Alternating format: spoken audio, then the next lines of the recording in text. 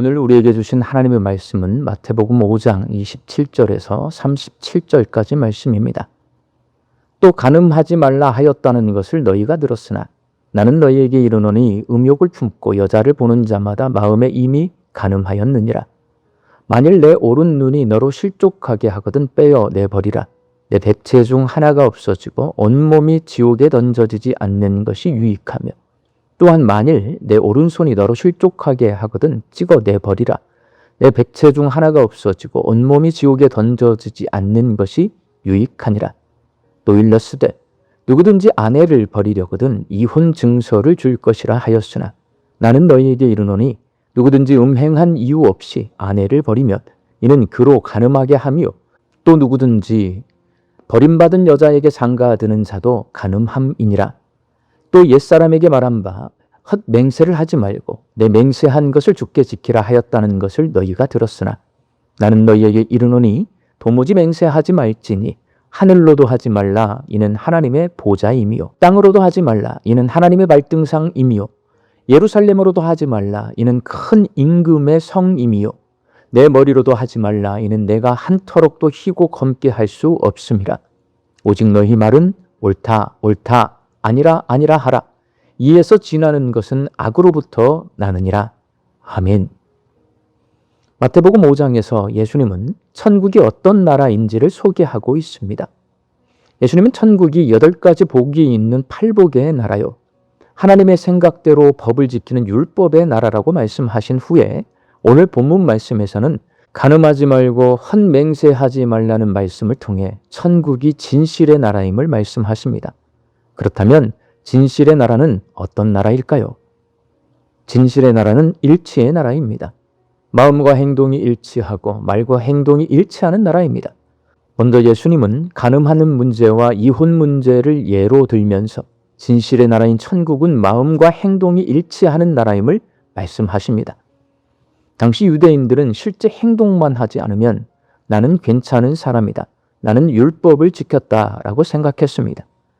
나는 너희에게 이르노니 음욕을 품고 여자를 보는 자마다 마음에 이미 간음하였느니라 라고 말씀하시므로 행동 이전의 마음속 욕망을 문제 삼으십니다. 여기서 음욕이라고 번역한 헬라어 에피티메오는 단순한 감정이 아니라 의도적으로 품는 욕망을 의미합니다. 예수님은 순간 스치는 감정을 말하는 것이 아니라 마음속에서 허용하고 키운 욕망을 말씀하십니다. 진실의 나라는 겉으로만 깨끗한 나라가 아니라 마음까지 하나님 앞에 진실한 나라입니다. 예수님은 이어서 매우 강한 표현을 사용하십니다. 오른 눈이 너로 실족하게 하거든 빼어 버리라. 오른손이 너로 실족하게 하거든 찍어내 버리라. 이 말씀은 당시 유대교 랍비들이 자주 사용하던 과장법입니다. 진실의 나라는 죄짓게 하는 근원을 없애고 마음과 행동이 거룩하고 정직한 나라입니다. 음욕 문제에 이어 예수님은 여기서 멈추지 않으시고 곧바로 이혼 문제를 언급하십니다. 신명기 24장 1절에 사람이 아내를 맞이하여 데려온 후에 그에게 수치되는 일이 있음을 발견하고 그를 기뻐하지 아니하면 이혼 증서를 써서 그의 손에 주고 그를 자기 집에서 내보낼 것이요 라는 말씀이 있습니다. 모세가 이렇게 이혼 증서를 써주라고 한 목적은 구약시대의 약자인 여성을 남편들의 횡포해서 보호하기 위함이었습니다. 당시 남편에게 이혼당한 여성들이 이혼 증서가 있어야 재혼할 수 있었고 간음한 여자라는 오해에서 벗어나 생존할 수 있었습니다. 즉 함부로 내쫓지 못하게 하려는 안전장치였습니다. 그러나 이 계명을 정반대로 바꾸었습니다. 예수님 당시 율법학자들은 음식이 맛없거나 아내가 마음에 안 드는 사소한 이유만으로도 이혼이 가능하다고 가르쳤습니다.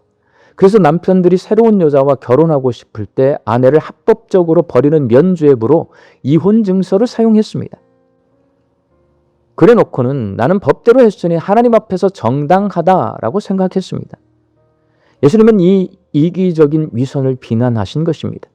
겉으로는 율법을 지켰으니 정당해 보이지만 속으로는 아내를 버리고 다른 여성과 결혼하고자 하는 악한 마음을 품고 있었습니다. 진실의 나라인 천국에서는 이러한 거짓된 모습이 허락되지 않습니다. 진실의 나라인 천국은 자기 정당화를 위해 타인을 희생시키지 않는 나라고 내 욕망을 채우는 나라가 아니라 하나님이 맺어주신 관계를 끝까지 책임지고 끝까지 보호하려는 나라입니다. 또한 예수님은 맹세의 문제를 예로 들면서 진실의 나라인 천국은 말과 행동이 일치하는 나라라고 말씀하십니다. 당시 사람들은 하늘을 두고 맹세해, 예루살렘을 걸고 맹세해라고 말하며 자신의 말에 신뢰를 더하려 했습니다. 그러나 실제로는 자기가 한 말을 지키지 못할 상황이 오면 빠져나갈 구멍을 만들어 두는 것이었습니다. 그래서 예수님은 말씀하십니다. 도무지 맹세하지 말라. 오직 너희 말은 옳다 옳다 아니라 아니라 하라. 진실의 나라는 맹세라는 보증서가 필요 없는 나라입니다. 왜냐하면 천국 백성은 하나님 앞에서 말하기 때문입니다. 내가 한 말이 곧 나의 인격이고 나의 신앙이기 때문입니다. 진실의 나라인 천국은 마음과 행동이 일치하고 말과 행동이 일치하는 일치의 나라입니다. 사랑하는 광주 양림교회 성도 여러분, 마음과 행동이 일치하고 말과 행동이 일치하기가 쉽지 않습니다. 마음의 욕망을 완벽히 다스리고 변명이나 자기 합리화 없이 살 수 있는 사람은 없습니다. 그래서 천국은 우리 힘으로 들어갈 수 있는 나라가 아니라는 것을 깨닫게 됩니다. 예수님을 통해 우리에게 천국이 선물로 주어지고 예수님을 주인으로 모시고 살면 내가 마음의 욕망을 다스리고 마음과 행동이 일치하는 삶을 살게 되고 변명이나 자기를 합리화하는 습관에서 벗어나 말과 행동이 일치하는 삶을 살게 됩니다. 예수님은 마음과 행동이 일치하셨습니다. 하나님이신 예수님이 이 땅에 오신 이유는 죄인들을 긍휼히 여기셨기 때문이고 예수님이 이방 땅처럼 여김받던 갈릴리 지역에서 활동하신 이유도 그들을 긍휼히 여기셨기 때문이고 병자들과 죄인들과 여성들과 어린아이와 같이 소외된 사람들을 찾아가셔서 그들을 말씀으로 위로해 주시고 질병을 고쳐주시고 먹여주셨던 이유도 그들을 긍휼히 여기셨기 때문입니다. 예수님은 마음속 긍휼을 행동으로 나타내 보이셨습니다. 예수님은 말과 행동이 일치하셨습니다. 입으로만 사랑한다고 하지 않으시고 십자가의 길을 걸어가셨습니다. 겟세마네 동산에서 그 길을 가기가 너무 힘들다고 말씀하셨지만 끝내 순종함으로 걸어가셨고 대제사장과 유대인들과 빌라도 총독의 누명과 조롱과 비난 속에서도 묵묵히 십자가에서 죽임당하심으로 죄인들을 사랑한다는 말을 행동으로 보여주셨습니다. 우리 광주 양림교회 성도들이 예수님을 주인으로 섬기고 사셔서 마음과 행동이 일치하고 말과 행동이 일치하는 일치의 나라요 진실의 나라인 천국 백성으로 사시기를 주의 이름으로 축원합니다. 함께 기도하겠습니다. 예수님을 주인으로 섬기며 살 때에 마음과 행동이 일치하고 말과 행동이 일치하는 천국 백성으로 살게 하여 주옵소서. 말씀 듣고 세상을 향해 나아갑니다. 우리 양림의 성도들, 오늘도 하나님께서 내려주시는 일용할 양식 앞에 감사와 자족함으로 살게 하여 주옵소서. 내 가족과 자녀들을 위하여 간절히 기도합니다. 예수님을 주인으로 모시고 예수님 말씀에 순종해서 예수님을 닮아갈 때에 팔복의 나라요 율법의 나라요 진실의 나라인 천국 백성으로 살게 하여 주옵소서.